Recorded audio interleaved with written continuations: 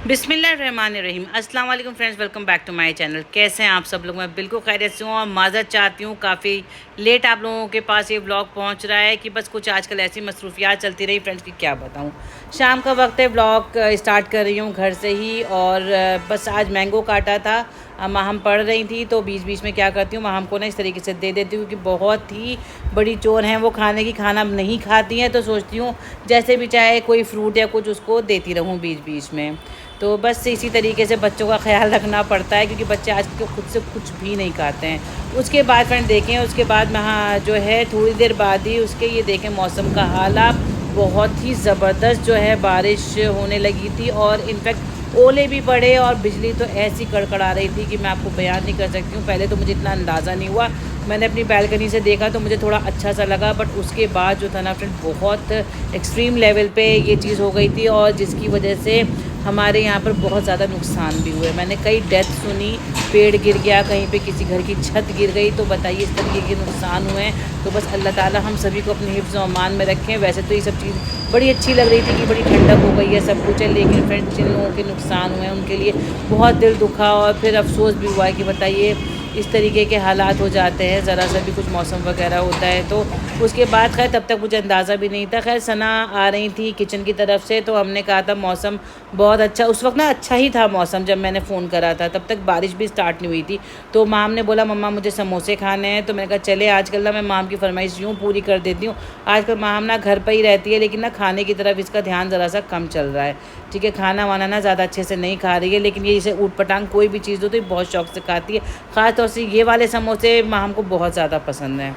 Actually मैं भी क्या है ना ज़्यादा इसलिए नहीं ज़ोर दे रही हूँ कि चलें, उसका ना थोड़ा स्टडीज़ की तरफ माशाल्लाह से रुझान रहता है, तो मैं चाहती हूँ कि चलें अब जो कहती है थोड़ा बहुत उसके लिए मंगवा देती हूँ। हालांकि ऐसा नहीं कि बिल्कुल ही ये सब खिला रही हूँ, बाकी खाना खिलाती हूँ थोड़ा बहुत जैसे भी वो खा ले। बस पता नहीं क्यों कभी कभी ना बच्चे इस तरह की ज़िद में आ जाते हैं, तो बस आजकल उनका वही वाला फेज़ चल रहा है कि मम्मा ये छुट्टियाँ हैं ना, तो पूरी तरीके से वो अपने ना मतलब छुट्टियों को, वेकेशंस को जो एंजॉय कर रही है। तो खैर मैं भी उसका पूरा साथ देती हूँ कि चलें ठीक है, बच्चा जो कह रहा है वो कर देती हूँ। और जी बस देखिए मैं आपको ना इन समोसों का साइज़ दिखाती हूँ। देखें इतने छोटे हैं, छोटे समोसे होते हैं ना 2 से 3 बाइट्स के होते हैं। देखिए इसमें तो फिर भी बड़े लग रहे हैं फ्रेंड, ये बहुत ही चुन्ने चुन्ने से होते हैं और बहुत क्यूट लगते हैं, बहुत टेस्टी होते हैं। ये हमारे एरिए के बहुत ज़्यादा मशहूर समोसे हैं। तो देखिए मैं आपको मौसम के साथ दिखाती हूँ। जब हम लेकर आए ना तो मैंने कहा देखिए बारिश हो रही थी और ये इतनी ठंडी ठंडी हवा चलने लगी थी। मैं तो ऐसे ना अपने बालकनी का डोर ओपन कर देती हूँ, बहुत ही अच्छी जो है वो जो है हवा कमरे के अंदर आती है, बहुत ज़बरदस्त। लेकिन आप अब उसका बिजली का आलम देखें। और ये सोफ़ी की हालत ना इतनी ख़राब हो गई थी, आप देख सकती, इतना डर गई थी ना ये बिजली कड़कने से, बहुत घबरा रही थी। चलें फिर उसके बाद जो है फ्रेंड्स ये जो है अब नेक्स्ट डे का है, मॉर्निंग का। और जी मैं बना रही थी आलू की कतरी और बस ये मैं बहुत सिंपल वे में बनाती हूँ, तो मैंने सोचा चलिए शेयर करती हूँ। बहुत बार हालांकि शेयर कर चुकी हूँ आप लोगों के साथ। बस सरसों का तेल गरम करती हूँ, थोड़ी सी मेथी डाली है, ज़रा सा लहसुन अदरक का पेस्ट डाला है और 4 आलू थे, मैंने वही इसके 4 आलूओं की मैं बना रही हूँ। अच्छे नाश्ते में बहुत अच्छी लगती है और हम लोगों की तरफ का ये काफ़ी फेवरेट नाश्ता होता है। हर तरह की जगह का ना हर तरह का अलग तरह का खाना पीना होता है, तो बस और ख़ास तौर से जो बचपन की यादें होती हैं ना, और बचपन से ही जो चीज़ें आपने देखी होती हैं तो वो आपके लिए मतलब लाइफ टाइम तक रहती हैं।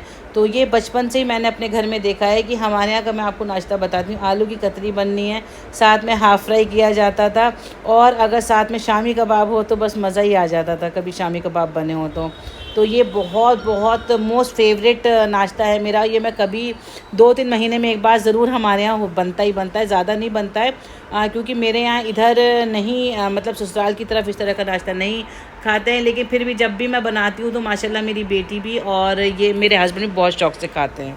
चलें ये मैं दिखाती हूँ। देखिए मेरा बहुत तगड़ा नुकसान हो गया, ये मेरा बहुत फेवरेट था और ये मैंने मतलब बहुत शौक़ से ख़रीदा था काफ़ी टाइम। हालांकि आप लोग बहुत साल से इसको देख रहे होंगे, तकरीबन मैं कई साल से इसको यूज़ कर रही हूँ, मुझे इसे यूज़ करते हुए 6 से 7 साल हो चुके हैं और अब ये फ़ाइनली मेरा ही टूट गया था। ठीक है। तो ये स्पून स्टैंड जो है मेरा, ये मुझे बहुत पसंद था फ्रेंड, बहुत ज़्यादा।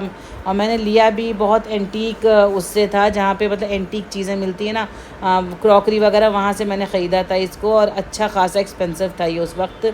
तो बस ये बहुत ही प्यारा था, लेकिन आज ये शहीद हो गया, जिसका मुझे बेहद अफसोस हो रहा था। चले खैर, जाने वाली चीज़ थी, चली गई। अब नया लाएंगे स्पून स्टैंड। देखिए मार्केट तो अभी मेरा बिल्कुल जाना नहीं हो रहा है, कितने टाइम हो गया मुझे, मैं खुद ये सोच रही हूँ मैं कब गई थी मार्केट लास्ट। तो चलें, अब शायद ईद से पहले मैं मार्केट जाऊँ तो मे बी ले लूँ, या अदरवाइज़ कुछ ऑनलाइन मैं देखूँगी, कुछ अच्छा मुझे मिल गया तो।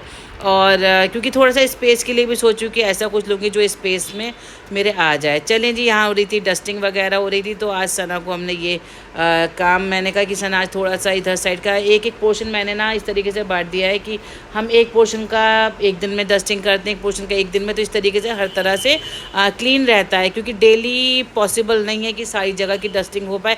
तो हम एक कॉर्नर कोई भी एक सेट किया हुआ है हमने डे के अकॉर्डिंग, तो हम उस तरीके से करते हैं। तो बस मैंने इस तरीके से हमेशा से अपने घर में यही तरह से मैनेज किया है। आप लोग कैसे करते, कोई और इजी तरीका हो तो मुझे ज़रूर बताइएगा।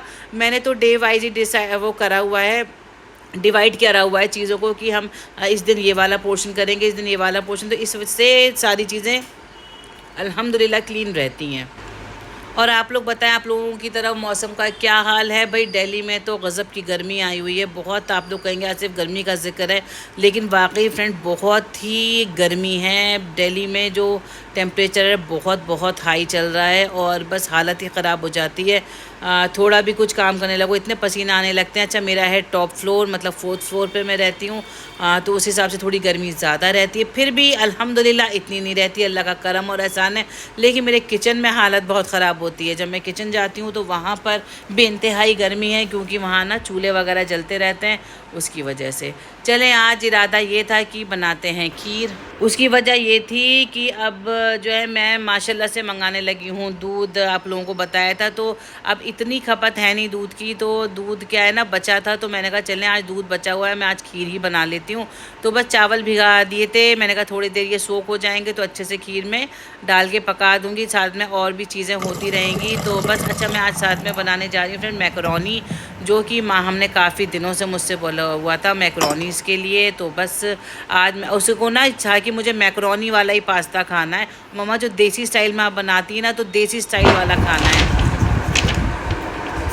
तो फ्रेंड्स, मैंने जो ब्लिंकिट से सामान मंगवाया था, आज मैंने ये शेज़वान सॉस, पास्ता और उसका मतलब सॉस, टोमेटोज़ एंड पास्ता, ये मैंने मैकरोनी मंगवाई है। क्योंकि पास्ता तो हमारे यहाँ रखा था, बट माँ हमको खानी थी मैकरोनी, कई दिन से मुझसे कह रही है। तो बस मैंने कहा चलें जी, आज बच्ची की फरमाइश पूरी करी जाए। हालांकि इसमें पास्ता मैकरोनी राइट, तो माँ हमको ना यही मैकरोनीज़ ही चाहिए, उसे कहिए और मम्मा मुझे देसी स्टाइल की चाहिए। तो बस आज देसी स्टाइल की हम बनाएंगे। तो चलिए चलते हैं। पानी तो रख दिया है फ्रेंड्स, उतना थोड़ा सा इधर देखें, अभी सारा यहाँ पे भी फैला हुआ है, आपको मैं दिखाती हूँ। ये मैंने ना कुछ सामान मंगवा के रखा हुआ था, मैंने कहा अनबॉक्सिंग करूँगी आप लोगों के साथ। काफ़ी दिन से मैंने कई चीज़ें जो कि घर की बहुत ज़रूरी थी और मुझे बहुत टाइम से ये चाहिए थी, तो मैंने ये सब मंगवा के रखी। अभी मैं इसकी अनबॉक्सिंग करती हूँ। तो चलें, पहले मैं पास्ते का जो पानी है वो रख दिया है, वो हो जाए तो पास्ता डाल दूँ, उसके बाद करती हूँ। तो फ्रेंड देखिए, पानी जो है अच्छा खासा बॉयल हो गया है। अब उसके अंदर ना मैंने नमक डाला है, और अब मैं इसके अंदर थोड़ा सा ऑयल डालूँगी। अच्छा, आप लोगों ने जब भी पास्ता बनाना है ना, कभी भी ठंडे पानी में कोई भी पास्ता मैकरोनी नहीं डालेंगे, हमेशा बॉयल होने के बाद ही डालेंगे।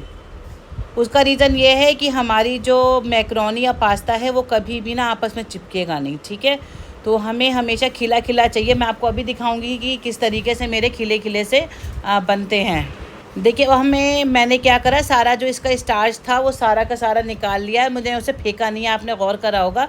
वो मैं साइड में रख दूँगी। और इस तरीके से ना अब हमें इसे जो है कुकिंग प्रोसेस इसका जो है ख़त्म करने के लिए हम इसे नॉर्मल पानी से वॉश कर देंगे। आप मेरा पास्ता देख सकते हैं फ्रेंड, एक एक पास्ता बिल्कुल अलग अलग है, बिना तेल डाले ही।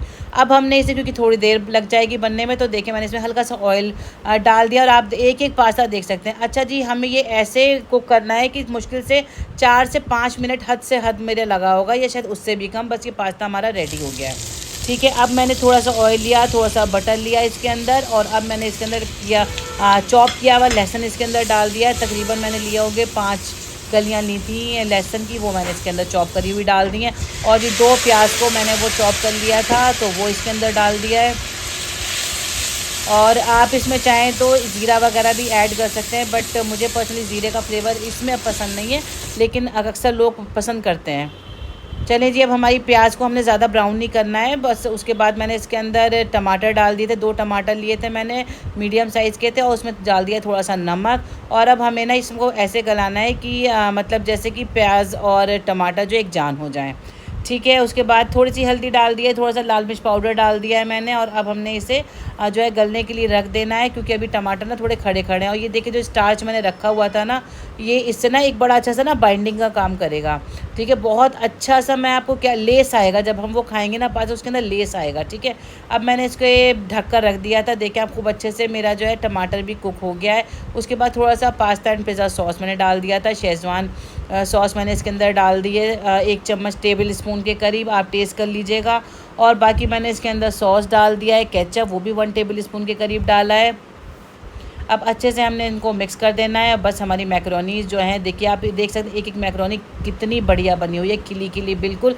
तो आज मैंने ज़बरदस्त सी आपको इसके लिए टिप दिया, आप ऐसे ही बनाएंगे इंशाल्लाह आपका पास्ता और मैकरोनी कभी भी चिपकेगी नहीं आपस में। थोड़ा सा ऑरिगेनो डाल दिया है इसमें, आपकी मर्ज़ी है, डालना चाहें तो डालें, नहीं तो आप इसे स्किप भी कर सकते हैं। और इसमें थोड़े से मैंने चिली फ्लेक्स भी डाल दिए थे, ठीक है। तो पता नहीं वो स्किप हो गया क्या हुआ। और बाकी इसमें चीज़ मैं थोड़ी सी डाल रही हूँ, ये भी बिल्कुल ऑप्शनल है, आप डालना चाहें तो डालें, अदरवाइज़ बिना चीज़ के भी ये बहुत मज़े का लगता है ये। तो बस ऊपर से हल्का सा ऑरिगेनो और चिली फ्लेक्स से मैंने डेकोरेट कर दिया है। आप देख सकते हैं कितनी शानदार सी देसी मैकरोनी हमारी तैयार हो गई है।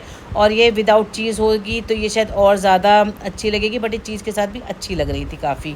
तो आप देख सकते हैं बहुत मज़े की बनी थी। तो बस अब मैं माहम को देने जा रही थी ये। और उसके बाद माशाल्लाह से मतलब अच्छी खासी मैंने 2 कप बनाई है फ्रेंड, और अच्छी खासी बन गई थी। तो इसका रेशियो बिल्कुल परफेक्ट मैंने दिया है, आप लोग देख सकते हैं। मेरे स्टाइल से बनाइएगा, इंशाल्लाह ताला आपको ज़रूर पसंद आएगा।